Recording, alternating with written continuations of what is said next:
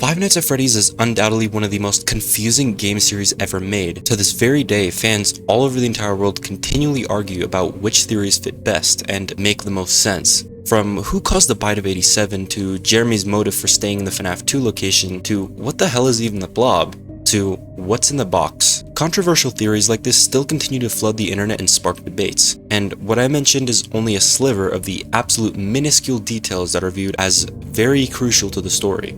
Today, I wanted to talk about one key detail that solves one big question: where was Scott's retcon?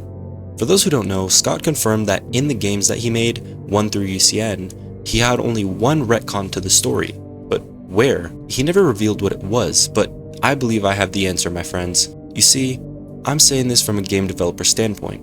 I've made and worked on several games, some even FNaF fan games, which you should totally play. And I wanted to talk about my standpoint with story writing. I'm currently writing a story for a fan game about the Thunder Crew, a group of friends I'm in, which has actually been in development for nearly 4 years, and over these 4 years, I've changed and retconned the story several times. But Scott said he hates doing retcons. Fair enough.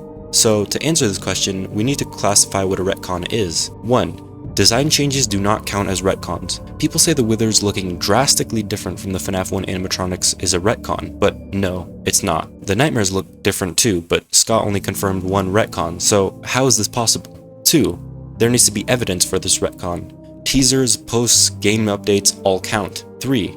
Progression in the story doesn't count. If aspects get added onto the story without any beforehand details changing, it doesn't count as a retcon. So now that we know what counts as a retcon, let's start by discussing the story from Scott's point of view for each game. When Scott made FNaF 1, he was making a choice between 3 games, and if this choice didn't take off, he'd quit game development and pursue another career choice. I imagine when he was making FNaF 1, he didn't have a clear story at all. I don't think he cared too much. I mean, he stuck with the placeholder names that he gave to the characters, and planned for Foxy to be a wolf before changing his mind. And no, this isn't a retcon since there technically was no story to edit. Pre-production changes do not count.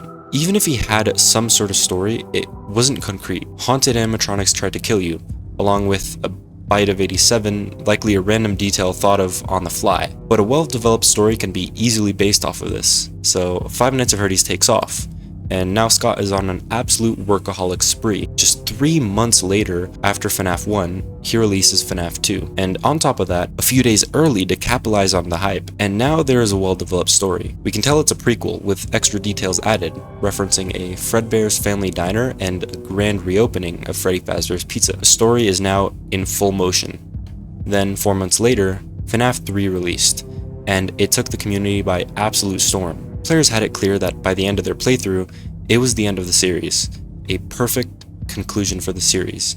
The location burns down, Springtrap dies in the fire, and the children's spirits are set free. But fans didn't like one thing: Springtrap's jump scare.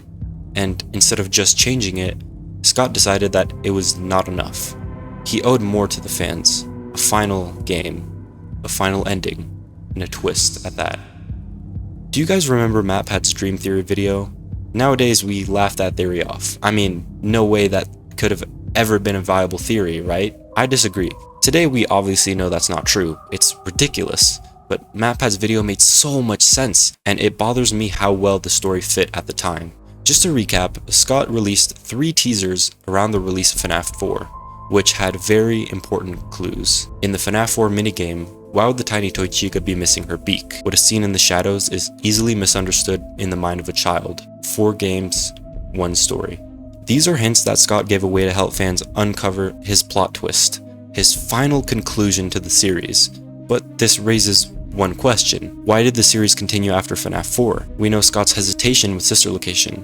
What was the reason? More money? More fame? More hype?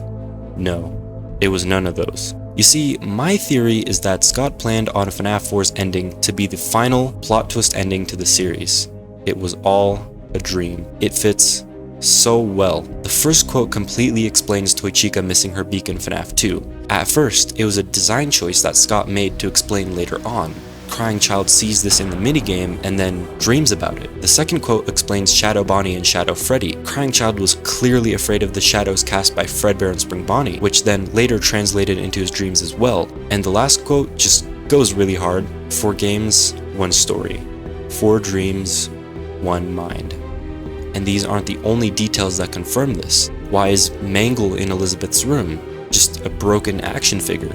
This completely explains Mangle's design choice. The Fredbear plush being able to teleport and possessing supernatural abilities? It completely explains Golden Freddy's deal. Why does FNaF 1 through 3's nights all end with one sound? A grandfather clock. Just like the one scene in the FNaF 4 house. The clues are perfect. They fit so well, but we know it's not a theory. Not anymore. I believe Scott's reason he continued the series after FNaF 4 was because of a retcon. He didn't like the dream theory after all, but it was too late, because the game, the hints, the posts were all released, so he did what any logical game developer would do, and released another installment contradicting the previous ending. Why would you ever need to see a live camera feed of the FNaF 4 house in their sister location private room? Why does the FNaF 4 map appear on the blueprints?